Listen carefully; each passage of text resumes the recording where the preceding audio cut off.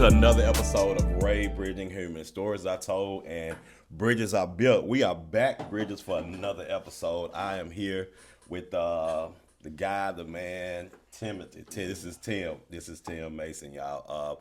This is my guy. We go way back, bro. Oh my God, how many years has it been, bro? Oh my goodness. Early 2000s. Early 2000s, bro. Honestly, bro. And I think we met back when I was singing with Dad. Yeah, man. Y'all, I want to. This is one of the first episodes I'm doing. I want to showcase and highlight y'all. So glad y'all back for another episode.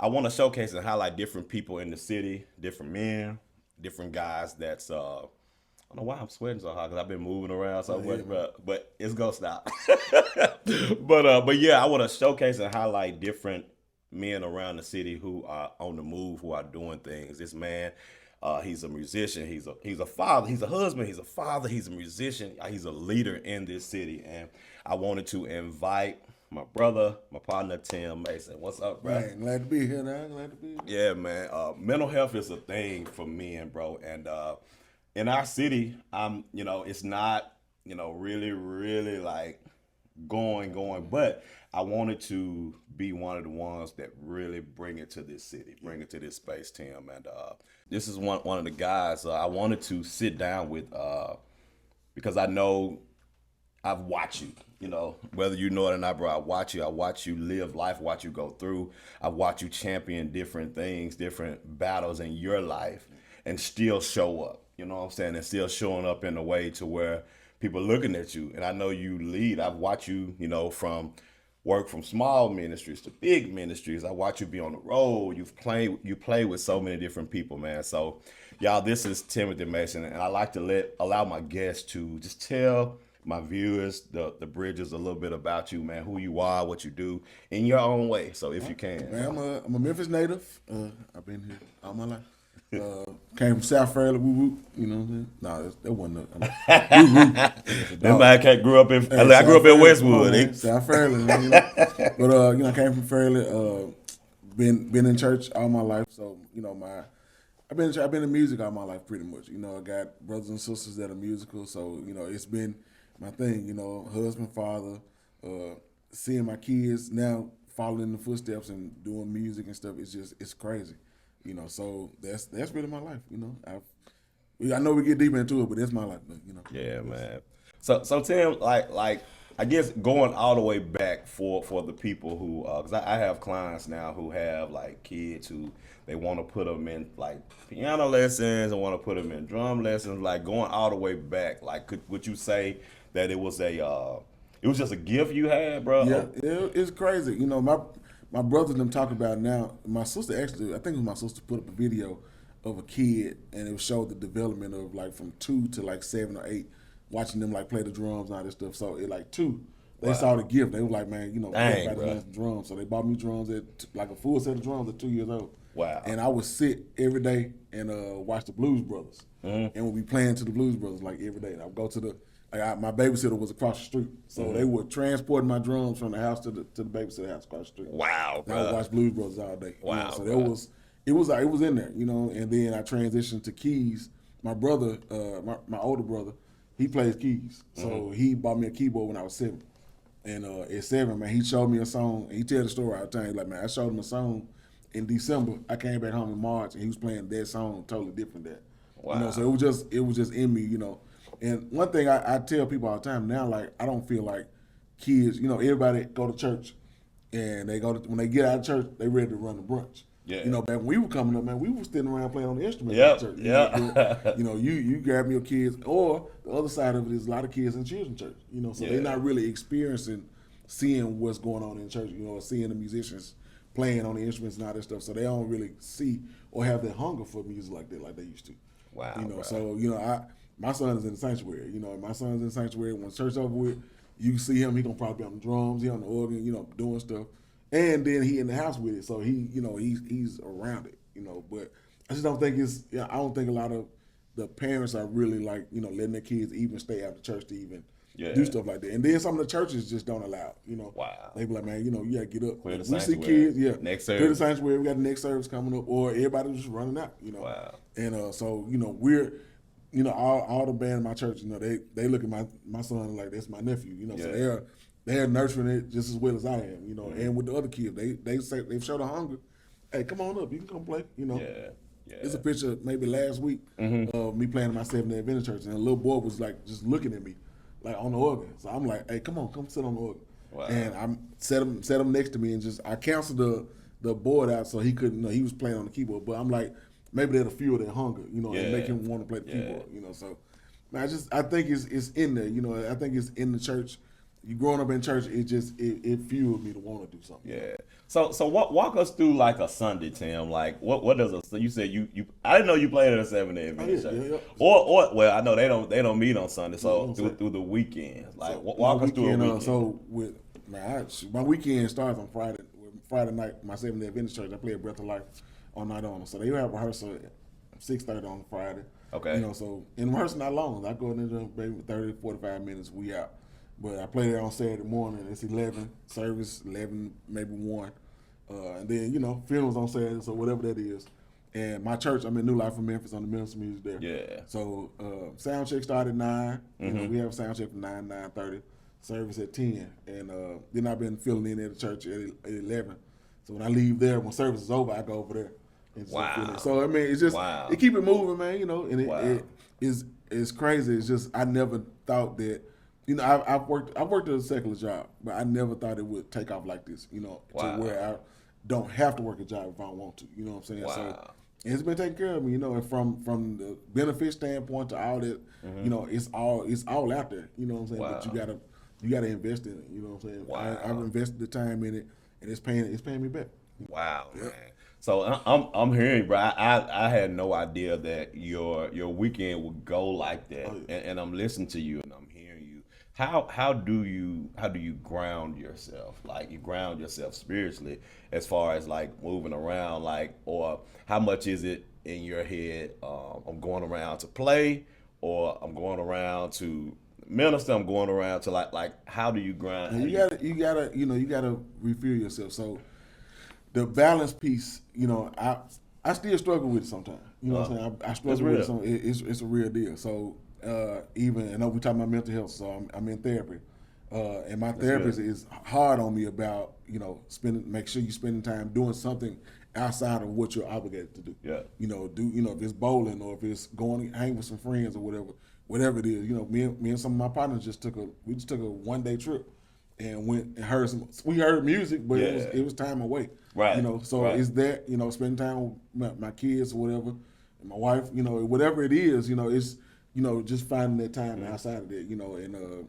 it can get tough. It can get tough, but you got to devote yourself to it, though. Yeah. And I get up early, a lot of times, my wife, we talk about it all the time. I go in the bathroom. I stay in the bathroom for about an hour, but that's my time away. It's your time. Read. Yeah. I can be reading, read scriptures, reading, journals or whatever it is, or just taking notes, or my time just to meditate. I know they ain't gonna bother me in that joint, so I'm in there. I'm gonna take my time. Sometimes I'm thinking about planning out what service may look like, or even hear from God in that moment. You know what I'm saying? And not just being comfortable with. Some people get stuck in know-how. Yeah. And man, I know I can do this. I can pull out a song. And me and my brother was just talking about it the other day, man. Some songs we know we can just listen to them on the way and just teach them. But, I want to be able to be effective in what I'm doing. Yeah. So I'm spending time like listening to songs or whatever it is, or reading, so I can relate songs and all that and put it all together in the ministry piece.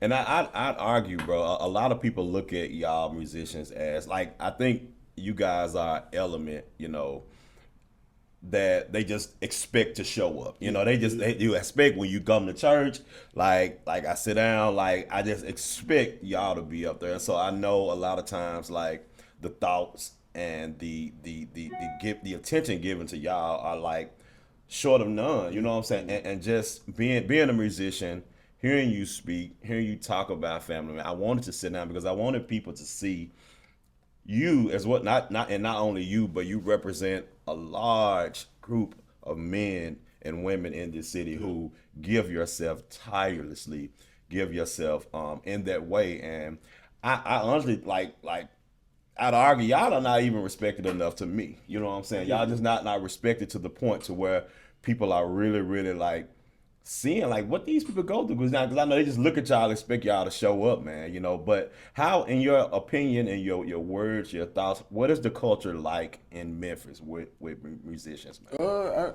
It just depends. Like because it's some, like you said, some of them they have the expectation, but then you have some that really respect it. And I shout out Bishop and Dr. Lim. They are a part of the few of the rare cases that they really respect their musicians and they respect the family side of it. They'll have conversations or just pull us aside. Hey man, y'all good? Y'all all right? Dr. Linda's a therapist by trade. I didn't know that. She's a therapist, so she'll come. And even one of our musicians, Tim Terry, you had him on the show. Yeah. So me and Tim, so we are, that's a brotherhood. You know what I'm saying? So we're in the text thread all the time, and we check all day. You know what I'm saying? But you can feel when somebody's, somebody comes to rehearsal weighted down. So we'll sit around. Sometimes rehearsal may be 30 minutes. Wow. We might sit around after rehearsal like for an hour, just sitting around talking, just being brothers. You know what I'm saying? Wow. So that environment, and like I say, I praise them for just even being concerned about us. We got vacation days in our pay. You know what I'm saying? Wow. They say, hey, you need some time with your family, or you need time off. Take that time off. Yeah. Even when I was at Brown for 12 years, and there was one thing they prided on, like if you feel like you coming to church or you coming to work and you feeling stressed, man, take some time away. We're not gonna penalize you for So it's been there's some standards set, but then you hear the other side of different stories of people going through some stuff at churches that's like, they treat us like slaves, you know what I'm saying? So you got both sides of it, and I've experienced both sides of it, and I played at a church where, they tried to get like, be transparent, they try to get double out of us for service, and I'm like, wow, y'all gotta pay us for this. Gotta pay us for this. During the pandemic. Right, so I'm like, y'all want us to take for 2 services, but you're gonna pay us for 1. I'm like, nah. I said, man, I asked the pastor, I said, hey, would you take 2 cars to Mercedes and expect to get 2 oil changes and don't pay for 1? He's like, no, you letting the devil use you. I'm like, nah, that's that stereotype thing. Yeah. You letting the devil use you. Respect us the same way. We giving a service just like Mercedes giving a service or the barbershop giving a service, whatever it is. You know what I'm saying? You're gonna pay for the service, so respect us the same way. And know that even outside of this, we got bills to pay. Yeah. We got kids to take care of, wives to take care of. So all that pays a part. So it plays a part in it. Yep. I know this man, and I've been around him for 20 plus years, and before I even ask you this next question, I see you are very expressive with your love to God, with your expression to God. You are very expressive just in life, period. From a musician standpoint, a black man in Memphis, in the Bible Belt, and the mentality we have here, do you feel like truly like black musicians have the expression to feel, or do they still feel like they can't show? I think some of them get that macho thing where I'm not gonna do that. Yeah. But hey, I was once there. You know what I'm saying? Mm-hmm. I've always been a praiser, audible praiser. You know what I'm saying? But then life happened. Life happened out here. The thing changed for you. Bro, you get up out there. You get up. I don't care. You know what I'm saying? You get to that point. So I think some jokers ain't really experienced life like that. And then some of them have not. They just don't desire it. Mm-hmm. This has become it's just a gig to some. It's just I can do this, or I know I can do this. And I saw some, and I think my boy Dwight just shared this. Man, we get to do this. You know what I'm saying? It's not that. Because God can tomorrow wake you up and say, "Man, I'm taking all that from you." Yeah, you so are. This is you should take pride in. I get a chance to worship God with my talent, putting the two together, worship and talent together. Okay, we do it in the club some nights, but we get to do this for God for real. You know what I'm saying? So my expression, I just never want to take it for granted. Yeah, I never want to take it for granted, and I think we got a lot of guys that just like they're on the move so much that they don't really want to tap into that. Wow, or, or just arrogant to say to say the least. There's some arrogance around it. Like, man, I'm doing this, and on to the next. So it's really, and is there still a thing though? Like, do people still do they chastise y'all for playing in the club. Really, that's still a thing. You gonna hear it. That's still a thing. Wow. Some churches, it's some churches that don't want you playing their church if you play in the club. Like, Are you serious, bro? Yeah, Wow. I I didn't know. I'm kind of behind the ball a lot on that culture, but I didn't know that, bro. Yeah, there's still some out there. Some get it, but it's a lot of them. It's like you can't play in both. You can't do both sides. I mean, and it's to me like it's how you make your money. Yeah. You know what I'm saying? Yeah. It's how you feed your family, how you provide for yourself, and that's a job. Just like the church administrator got a job. You know what I'm saying? Or whatever the position may be. Like you have a job, and it doesn't. To me, it shouldn't affect like your relationship with God. You know what I'm saying? Yeah. But I know that's a thing, man. Yeah, and. It's just I think of secular as you're in worship, you're spitting that same spirit out. I'm like, nah, you can. I cleanse myself before I come in the joint. Yeah. I meditate before I come in the joint. So it's just the mind. I'm gonna tell you how I look at it now, Tim. I look at it, it's like a diet. You know what I'm saying? So I know I can't eat hot wings and French fries every single day, all day. I can't drink drinks and not drink water every day. So it has to be a balance. So I feel like it's a part of the balance. And hearing you say what you said, like are there do you feel like there are groups or do y'all have like group talks with musicians? Yeah, we have. How y'all feel? There are some, I don't think it's enough, but there are some, and a lot of times it don't really sprout up until somebody die. And that's a scary thing, man. If somebody die, hey man, let's get together and do this, and they're gonna be hot for 2-3 months. Yeah. And then all of a sudden it's falling off. Yeah. And it's just weird, man. But that's what it is. When somebody die, you like, all right, man, it's time to pull up. But I don't think we have that. And I've talked to some ministers of music about this before, but like I want to get all the ministers of music, not even the musicians, just the ministers of music, and just so we can all talk, because there's so many people. We talk about church hoppers. Yeah. And people hop and go to different churches, but you'll be surprised at what somebody else is dealing with across the street. Yeah. They deal with the same thing. So if y'all swap churches, y'all gonna be still dealing with the same thing across the street. Same thing. So it's that culture. It ain't changed. It ain't changed. I see it ain't changed, bro. It's just I think I think COVID kind of woke some folks up. What I'm saying? I will say that COVID woke some folks up, and it really showed how much of those frontline people, how valuable those frontline people are. Because you had to show up. You had to show up. And at one time, when we first started, you could have only 10 people in the church. So I was at Brown at the time, so that it was, I was doing Golden Gate and I was doing Brown at the time. Golden Gate, we had maybe 5 singers, 5 musicians, and that's all we had in the building. We pre-taped. Brown, it was 2 musicians, 2 pastors, a camera person, but it was 10 people. It was 10 people. But you had, it showed that these are the essential people in worship. You know what I'm saying? For real. So, yeah. COVID changed. It shifted a whole lot, man. It changed the game. It shifted a whole lot. I can remember like those days and those moments to where like you had to be watching. I mean, you couldn't go. Like most churches you couldn't go. Yeah. The responsible churches you couldn't go. And so with that, I think we carried a mentality going forward with how we did everything, including that, man. And speaking of that, I know. And I'm looking at your grade and my grade. Listen, it's real. Through the years, life is life, man. And I wanted to ask you, how does getting older, has it changed anything you're willing to admit to yourself as a man? Big time. And I just had a, like I said, I'm in therapy, man. So I had a real aha moment. So a lot of people don't know, I lost my daughter in 2019. Yeah. Having another, I lost a daughter in 2019, got divorced in 2020. Mm-hmm. So, and this was, man, I got divorced March 4th.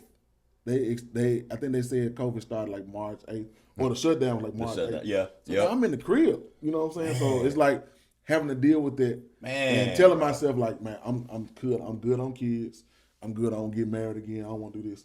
And then met my wife, you know what I'm saying? I'm like, okay, like the table turned again. We started dating, got married again, and had a child. We had a son. So my son is 3 now. But I didn't realize, I had to admit to myself that I was still grieving, dog. You know what I'm saying? I was still grieving. Yeah. I did go, I went through therapy during that time, you know what I'm saying? But I had to admit just a few weeks ago that I was still grieving my daughter. Wow. And it was affecting the way my relationship with my son. Wow. As much as I love my son, as much as I love to play with my son, do all this stuff, I had this a blind expectation of my daughter. My daughter died on me suddenly. Like, it wasn't it wasn't even suddenly, but the shift in her health shifted on her suddenly. Yeah. Like, she got her second birthday. It's like all of a sudden she just started declining, and it was a slow decline for 2 years. So it's like in my mind there was always this, hey man, something might happen, so just don't get too close. Yeah. Even through my wife's pregnancy, like she would talk about like your reaction wasn't like what I expected it to be, but I think it was like a blind on the inside, like, man, just chill, And even before my daughter, we had a stillbirth in 2012, so we went through a whole. Felicia was pregnant for 8 months. Before we lost TJ. So it was, that was this blind thing, and I had to admit it to myself.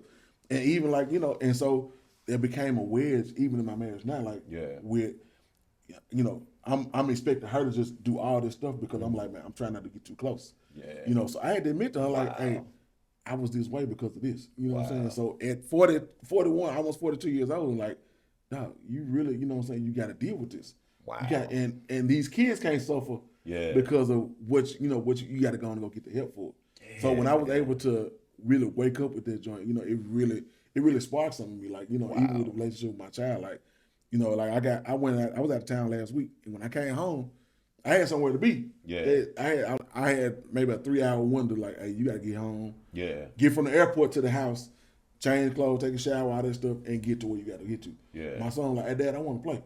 Now, all things stopped. All things stopped. So I'm in the flow. I showed up to the event where I had to be at. I was 30 minutes late getting there. Wow. But it was that shift in narrative, like my family come first, dog. Wow. So my son, like, hey, I want to play. You finna play with these Spider-Man joints with me. I'm in the flow. Yeah. Like, and man, you got to be somewhere at 7. Man, it was 6 o'clock before I got up getting the shower. Wow. I'm like, man, this is priority. Yeah. And didn't want to stop then, you know what I'm saying? But I knew, okay, you got somewhere to go, bro. So you got to go and do this. And then when I went to that joint, I went where I had to do, and I told him I was accepting an award. I told him, hey, I'm trying to get back to the house for bedtime. I had been gone for 4 days.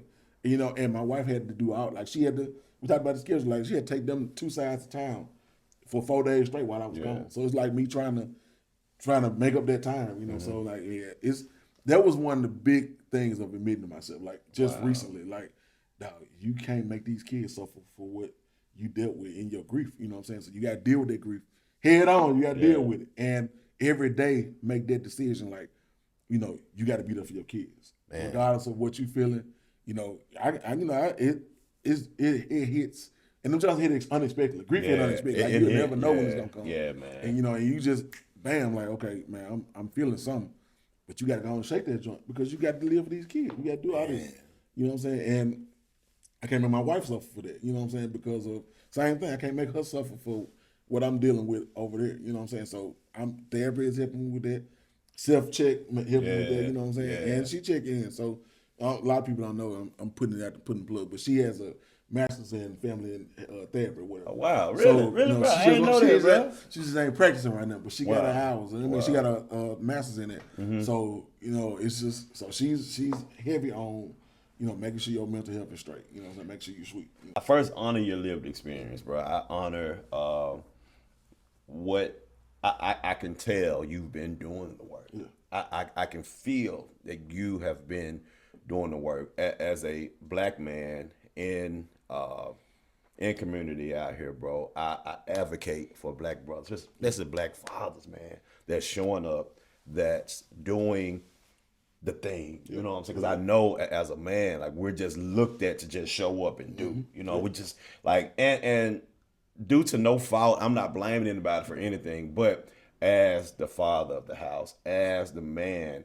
of the house, like, we're most times looked at as you got to show up, got to keep going. And I want to go back though to that moment in the pandemic, because I ain't gonna lie, bro, like, my heart sunk because I didn't even realize when y'all lost that baby, it was like right when the pandemic, like those days, those moments, the losing the baby, the divorce, like in those moments as a man, because I want you to speak to a man right now who in that, you know what I'm saying, and could have that double thing going on. Like, what are some of the things you felt in those moments back then that you realized recently you had to come back to and fix? I don't know, it was an emptiness now, and for me this was a second child, so it's just stillbirth. Then you got this daughter that you have a relationship with. That's and she was her dad's baby. She was close. So it's like, man, I felt the emptiness, dog. And so really coming back and regrouping.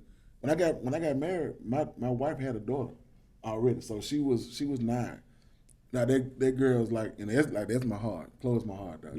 But she healed a place in my heart. And she talked about it like, she had a similar experience with her dad. Her dad wasn't as present. So I end up adopting her, so she has my last name now. Wow. But we kind of been a healing place for each other, you know what I'm saying? Where the father was absent and where I lost my daughter, that was my healing place, though. Mm-hmm. So I had to really there was like an instant healing, but I still had to deal with, like, tomorrow's not here. Yeah. You know what I'm saying? So we got pictures of it on the wall. My wife put a picture up, like, on my stairwell going to my studio. They have pictures up, and, I had to face these joints every day. Mm-hmm. So going back, I had to sit in 2020, like, and this my house was empty, dog. So Felicia was living in the house. I was staying with my dad. So when she left, I went back over there and I renovated that joint. Yeah. Like I don't want this joint to even look like what it was then. You know what I'm saying? So I started like pulling stuff out and changing colors and all this stuff to have to sit in this house empty. I didn't know what was gonna happen. I didn't know that the pandemic was finna hit. That joint dropped, and I'm like, man, I'm in this joint by myself. Wow. And you had to sit. Yeah. Had to start. Man, bro. I was an occasional smoker. You know what I'm saying? Yeah. That I was smoking daily. Every day. Yeah. You know what I'm saying? Like waking up. I had a bong on the side of my joint, on the side of my bed. Wow. So I was just being transparent. I had a bong on the side of my bed. So when I woke up in the morning, I was packing that joint up. Hitting that joint, and then okay, let's function through the day. So I was, that became my lifestyle. Like this is what it was. Because I was so empty. So it's like just to encourage somebody, man. It's not the end of the world. You know what I'm saying? Divorce is not the end of the world. Losing a child is not the end of the world. It's painful. It's painful as hell. You know what I'm saying? But it's not the end of the world. You know what I'm saying? Like you can really make it through it, man. You just can't give up.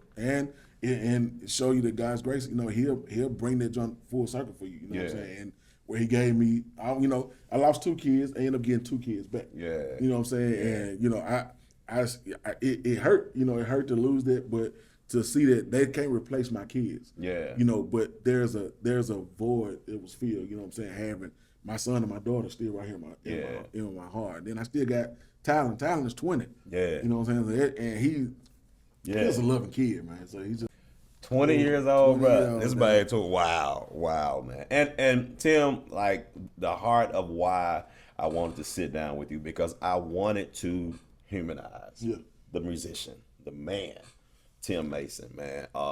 Can you show me, or can you show the audience like the difference between how you're showing up when you're showing up? You at a recording, you at a concert or something. Like, what's the difference between the man musician and how you show up on stage?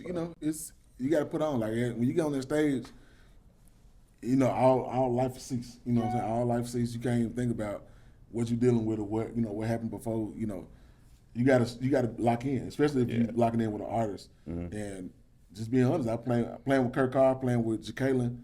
These are sporadic people. They spontaneous. So they just you gotta be locked in.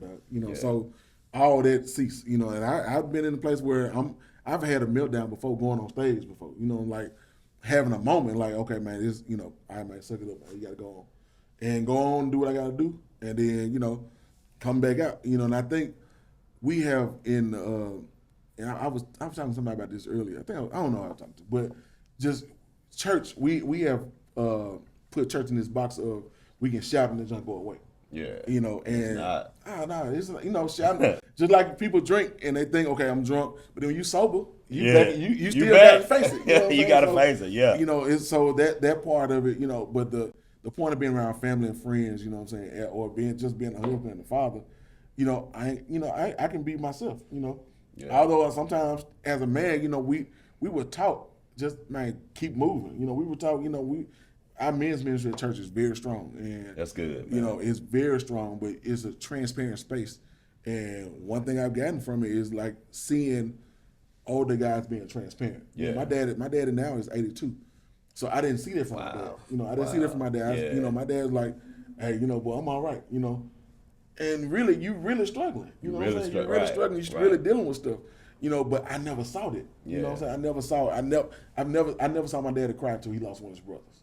Wow. And I was grown by then. You know what I'm saying? So I'm like, dog, I didn't see that side. So that's what I grew up thinking, like, you got to keep moving. You got to keep moving. You got to, so I didn't get introduced to therapy until, right before Tamara died. One of the caseworkers at the hospital like, hey, y'all might want to get into anticipatory, grief counseling. Wow. So I'm like, that was my first introduction to therapy.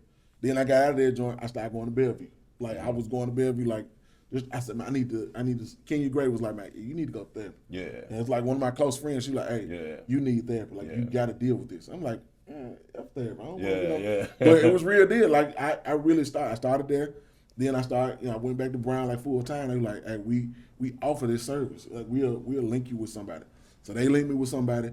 And now this the thing. And this is one thing that I tell people, like once you get, I got to a point with the next to last therapist where I just felt like my session was like 10, 15 minutes. Mm-hmm. I got comfortable. Like I'm like, I don't feel like I'm growing. You know what I'm saying? Or I felt like I had plateaued in the sense. And my wife like, you ain't no way you just had a session. Like I'll be in the car. I'll be in the car on the session, and then I walk back in the house 10 minutes later. She's like, you ain't had no session. Like you ain't had a session in no 10 minutes. Wow. I'm like, man, I'm straight. Wow. I just stopped going. I stopped showing up. So I found a new therapist. Like, okay, now I feel like I'm growing again. So don't be afraid to, if you got to change or whatever you got to do. Find the person you need. Find that person that brother, works. Find the person you need. Cause and that's to your point, bro. Every therapist is not a good fit for everybody. I think that some of us just get engaged with a therapist because we know that's the cool thing to do. But you got to find the right one for you, brother. And hearing you talk to him, like, and you spoke about your father, man. Like I understand. Like even now, looking at my pops now, and just men of that generation, and the things they showed us, like we just go as men, bro. And a lot of times we don't slow down enough to really like take an honest assessment of where we are in life, man. So I'm glad that you can speak to that, man. And brother, what does success look like for you right now? What does success look like for Tim Mason? I say people look at the awards and all that stuff, but I think I like my success for me is when people can say, "Hey, this dude helped me." You know what I'm saying? This dude is that's success for me. Like being a helper to people. Yeah. Or trying to push somebody else. Like James Douglas is like he was my first student I ever had. As a keyboard player, wow. And he was 13 at the time, so I was probably I don't know what our age difference is, but I think I was about 17, 18. But he's 13. But to see James right now, like James, like he calling than I am. You know what I'm saying? So to see that, I'm like, that's what it look like for me. I've put this in somebody. You know what I'm saying? And giving him away, and he took that joint and like went with it. Yeah. You got the Tim Hayes. Tim Hayes is a beast. You know what I'm saying? But when Tim was like 16, 17, Tim used to come up and just sit in my office. You know what I'm saying? Just come sit and just listen to me practice or listen, like get advice from me and all this stuff. So to see him like out here teaching choirs and doing all this stuff, that's success for me. You know what I'm saying? That's success for me. You know what I'm saying? It's like the lineage and the legacy. Yep. Yeah, bro. Like seeing it. Man, so Tim, yes. It ain't so much about the awards. Like I appreciate the awards. I appreciate, I've been nominated for Grammys and won Stellas and all this stuff. That stuff is good, but to see it passed on, what I'm saying? I want to go to the grave empty. That's what people. Yeah, real talk. I've always heard people say, "Man, go to the grave empty," and that's what it looks like for me. Yeah, I want to keep putting it in somebody, to where when I'm gone, you can still hear my sound, and you can still hear what this is because this is what I put into somebody. You know what I'm saying? So. Brother, I will tell you, man, what I tell people who are actually in this community doing things. You are planting trees you'll never get to feel the shade of. and when somebody told me that, bro, I'm like, dang, bro, I'll never get to feel that shade because you've planted seeds and you're planting trees, bro, that's gonna outlive you. Yeah. You know, people look at you. I know you are a respected man in this community, bro, and I know that I know musicians who look up to you, young men, even women who look to you because, like, and to your point, like success, like for me, mine is a lot like yours, bro. Like me getting up every day, getting to do what I love every day. Yeah. And when I hear young men coming, hey Raymond, you're the reason why I started cutting hair. Hey Raymond, you're the reason why I'm like, bro, like that's success for me. You know, you see the fruit. I'm big on that, Tim. Yeah. I'm big on that, You bro. got, man, you got jokers like, you know, you got Bart. Like Bart is he a star. Yeah. Bart is a star. You got Tank. You know what I'm saying? These guys Tank first session was Jacqueline session. Like his first recording was Jacqueline session. But now you see Tank producing and MDing and doing all this stuff. Bart is out with Kim Burrell. He's been out with Miranda doing all these things.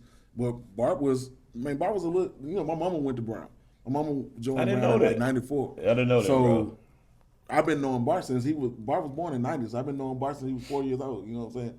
So seeing like him coming up under me, and then now he taking that joint off. Like he gone. You know, so it's like to see those are those seeds. You know what I'm saying? And you know, and the crazy thing is like I appreciate them. Like, you know, even like I don't know if you know Devereaux. Devereaux is different meals. Yeah. But these I think the appreciation to it is that they never let me forget. You know what I'm saying? They always, hey man, you know, I'm not where I am without you. You know, almost the whole Stephanie Mills band, Jonathan, you got Eric Mackey, you got Clark, like all of us came up together, you know. Yeah. So you got some that's in the same generation with me, and then you got some like Devereaux was at Lamont with me. So he came in as a student, I was over the choir, you know, and then he came to New Friendship with me. So I used to do him dirty though. But I used to we'd be playing the song, and I would get up in the middle of the song and just start directing the choir. Like, yeah, you gotta play by yourself. Oh wow, dang. You know what I'm saying? But he navigated. It built it. Yeah, it built yes, that man's a monster. Yes, sir. You know what I'm yes, saying? sir. Yeah, bro. I love that, man.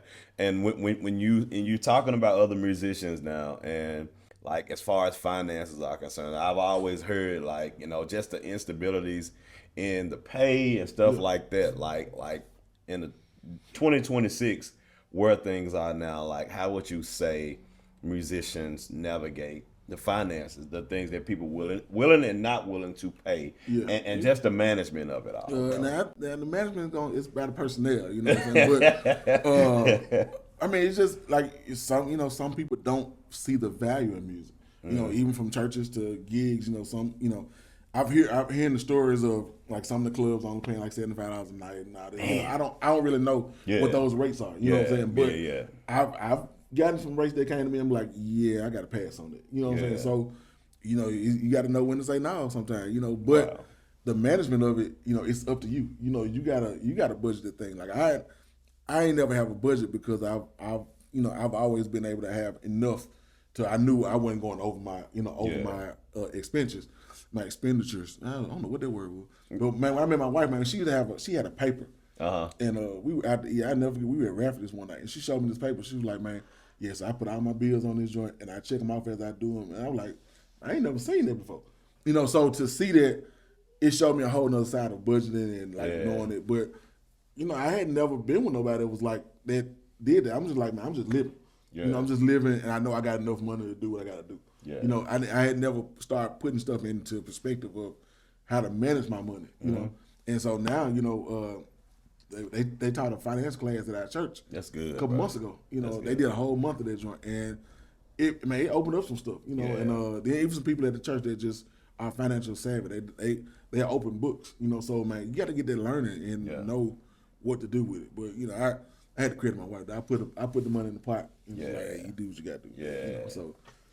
Can you speak to, like, because I feel like nationwide, just it's always been, you know, that men don't really go to church. Men ain't really messing with it, man. Like what is one of the things that you feel like that will draw or even keep men to come to ministry, to be transparent, to be open? Like, what is one thing? Speak to New Life and just outside of New Life, zooming out in general. What do you think where do you think the need can be met for black men in church? So New Life, man, I got to shout out the men's fraternity. Men's fraternity is like, man, it's every, just show up. You have to just come every second Saturday of the month. We meet, and it be a room of like 40, 50 men. What time y'all meet? 9 o'clock on Saturday morning. Okay. So man, it be a group of like 50 men. You know what I'm saying? Just showing up and just talking. You know what I'm saying? Talking, and it's a confidential space. You know, you ain't gonna ever hear it again. You know what I'm saying? And you ain't judged, whatever it is. You know, show up. And I took my brother. My brother's in town, so I took him to the last one. He was like, dude, I ain't never seen this before. Wow. You know, so that, within itself, and then seeing the men active, like you seeing the men, even with the boys that they ain't got fathers in their life, or even they may have fathers, but they don't have that structure, you know what I'm saying? You see them stepping up, some of the older guys stepping up like, hey, man, make sure you're doing this. So that community, man, and that thing is different. Wow. And they were telling me, like, man, you got to come to men's fraternity. We went to Full Gospel last year, and two of the guys, James and Anthony, they were telling me, like, hey, you got to come to men's fraternity. So I was like, all right, cool. At this point, I had been in church like 6 months. Mm-hmm. Had never been. They were like, man, show up to men's fraternity next month. Showed up. And this particular joint, it was in the gym. It was probably about 50, 60 men in there. Wow. I'm like, that's big. That's good. Now, I had never seen it before. So I'm like, man, what is this? So then the next month was they had a retreat. And the retreat was a 3-day joint in town, but it was like men just fellowshipping, talking. They had financial awareness. They had all these things, just showing me how to do stuff. Went bowling, did all these things, man. So seeing an active men's ministry like that, I didn't join New Life until a year after I had been there. Really? Literally, really? I got there January 1st, 2025. I joined on New Year's Eve at watch night service. Dang, bro. And one thing my brother and them told me when I started dating my wife was like, man, you need to see her in every season before you propose to her, which I think I missed the season. I proposed. Well, no, I proposed in November. We started talking in November, so about the same. So seeing a person in every season. That's important. I dated the church the same way. Yeah. I dated New Life the same way. I went. Wow. I was the minister music of this church for a whole year before I joined. Mm-hmm. And I saw them in every season. I saw some tough times where we were able to come to the table and talk and say, hey, this is how we're going to ration this joint out. I saw all the musicians, I saw the choir, I saw the leaders having meetings, even in, like I said, tough spaces where we were able to ration this joint out and say, this is how we're going to move forward. And it wasn't I hate you when I get up, or it wasn't, I didn't hear these conversations again. So New Life is a different spot. It's just been that Brown has strong men's ministry. They got, the Mighty Men of Brown is like one of the forefronts of the church with the male course, and it's been there for a long time. At one time, that joint was up to like 80 to 90 men. Wow. Just in the choir alone, so you need to know what the ministry is like. So, man, I think it's active, you know what I'm saying? I think the other side of some churches, one church, and I applaud it, and I probably ain't never told him, but I told his musicians, Brendan Clapp. Okay, Reformation, man. Tevin is, he's one of the little bros, man, and I just see the way he pastors them. Mm-hmm. Outside of on their instrument, he pastors them for, and I've seen just the testimonies from even just some of the people in the church. Yeah. Just how he's pastored them and just been there for them, And it stood. I played at Citadel a couple weeks ago, and Tevin was playing for another pastor. He was backing up another pastor. Okay. And I looked up in the audience, and Clack was standing in there joint like, there to support. It's okay. I'm like, dude, that speaks volumes, you know what I'm saying? Like, I ain't intimidated by you playing for another pastor. Like, it's good. And, it's cool, man. It's a good thing, And just like yesterday, man, Pastor Linda got up and was just running off accolades and stuff that I've done, I'm like, dude, I ain't asked for that, but it feels good to be seen. It feels good to be seen. Yep. And I think that's honestly, that's one of the missing pieces, like, because as black men, particularly in ministry spaces, like we're expected to just show up and do, but to be acknowledged and seen. Like you said, you don't ask for it, but it feels good to be like, dang, I'm seen. Like somebody see me, bro. So that's awesome, bro.